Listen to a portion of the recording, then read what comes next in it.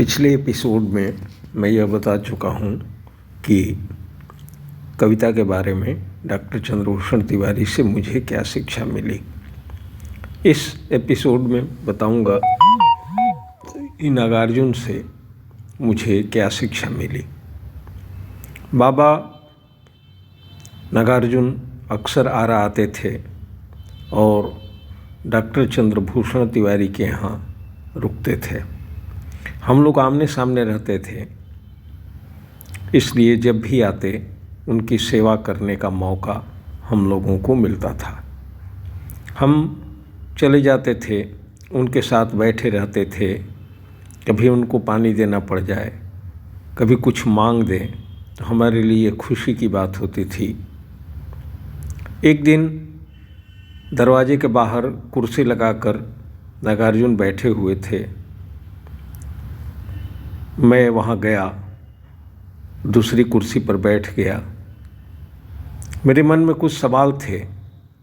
मैंने बाबा से पूछा कि बाबा, आप तो बहुत बड़े कवि हैं, कृपया हमको यह बताइए कि कविता क्या होती है।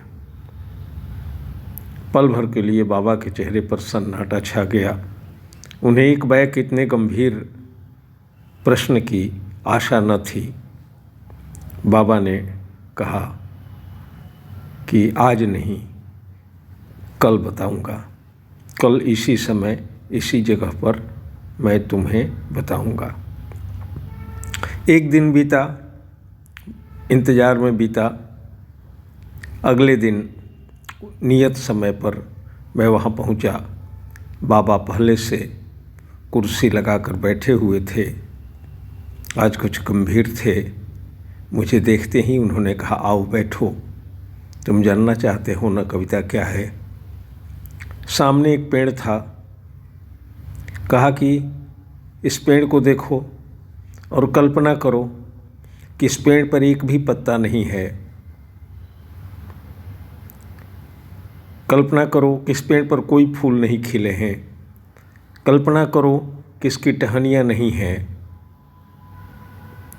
मैं नहीं समझ पा रहा था कि बाबा क्या कहना चाह रहे हैं। थोड़ी देर बाद बाबा ने कहा, ठूंठ पेड़ हो, उस पर शाखाएं न निकले, टूसे न आए और एकाएक भक से फूल खिल जाए, समझ लो यही कविता है।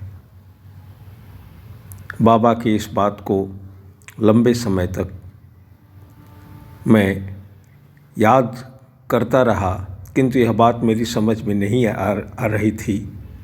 लंबे समय बाद जब मैंने यह बात एक दिन डॉक्टर केदारनाथ सिंह से बताई तो केदारनाथ सिंह ने इसकी लंबी व्याख्या की और कहा कि कविता क्षण है और भक से फूटती है।